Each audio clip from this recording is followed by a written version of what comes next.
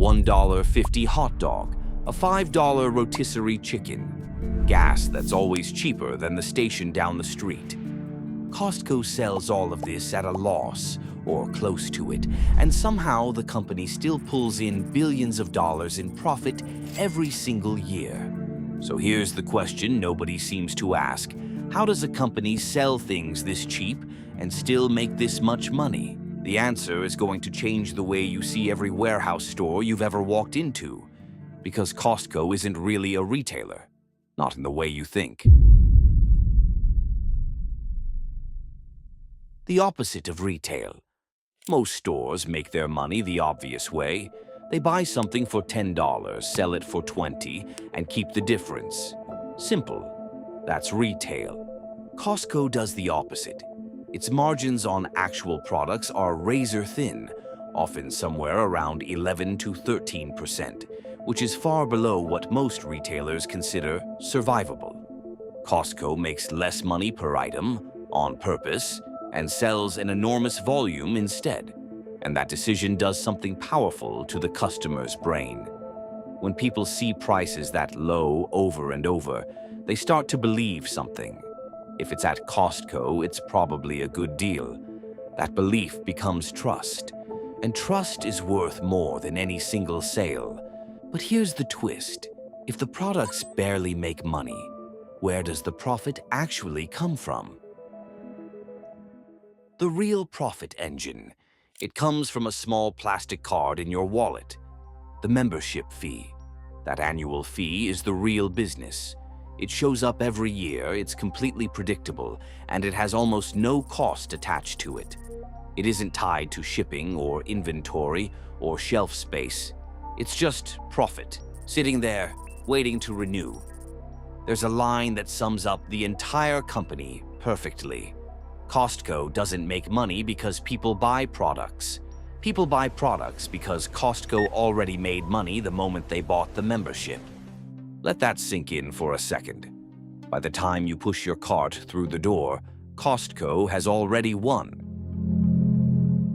The psychology trick. And it gets sharper than that. Once you've paid that fee, something shifts in your head.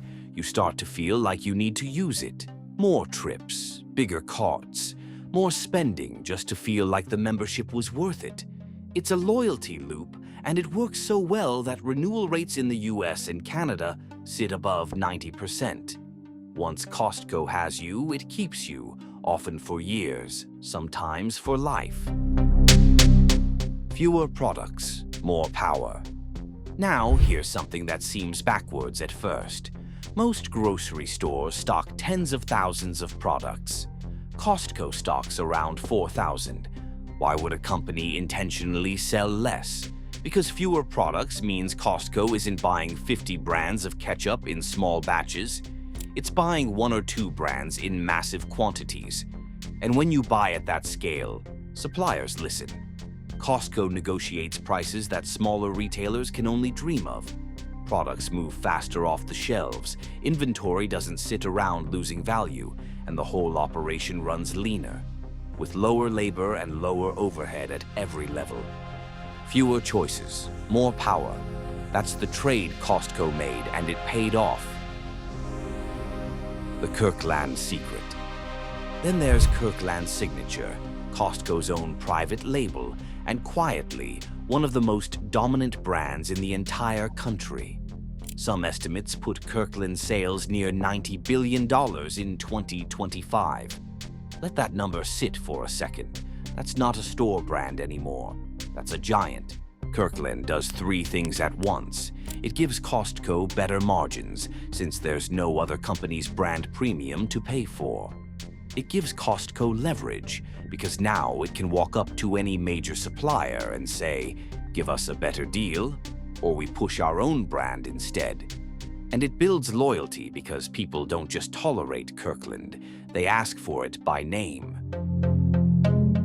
The unfinished warehouse. Even the stores themselves are part of the strategy. Concrete floors, products stacked on pallets.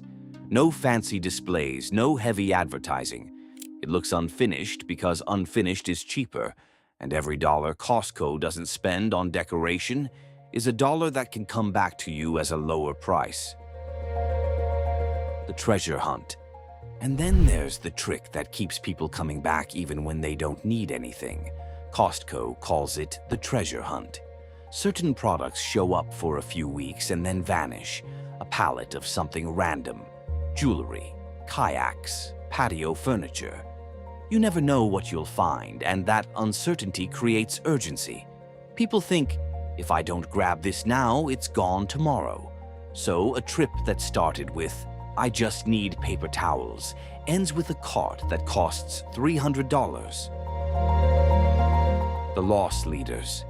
Even the loss leaders serve a purpose.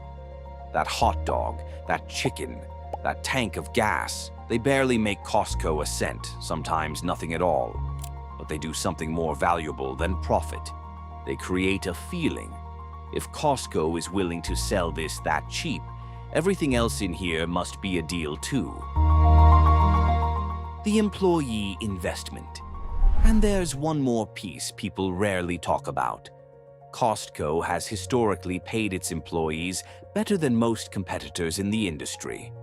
That sounds like it should hurt profits. But it doesn't, because better pay means lower turnover, more experienced workers, and better service on the floor. Replacing employees constantly is expensive. Keeping them isn't. Costco treats its people like an investment, not a cost, and it shows. The flywheel. Put all of this together and you get what some people call the Costco flywheel.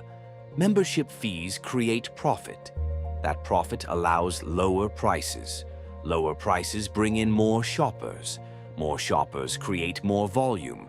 More volume gives Costco leverage over suppliers. That leverage lowers costs even further. Lower costs mean even lower prices, and lower prices bring in even more members. Then it just repeats, forever, getting stronger every time it spins. That's why Costco has been so difficult for any competitor to catch. It's not just selling things cheap. It built a machine that gets more powerful the bigger it gets. So the next time you walk past that hot dog stand, or you grab a rotisserie chicken on your way out, remember what's actually happening. Costco's greatest trick was never the warehouse, and it was never the low prices either. It was changing where the profit comes from in the first place. Most retailers try to make money every single time you buy something. Costco already made its money before you even picked up a cart. That's why it can sell cheaper than almost anyone else. That's why customers stay loyal for decades. And that's why, while other retailers struggle to survive, Costco just keeps growing. Costco was never really a store. It's a subscription wearing a warehouse as a disguise. Make sure to subscribe for more and leave a like if you enjoyed the video or learned something new.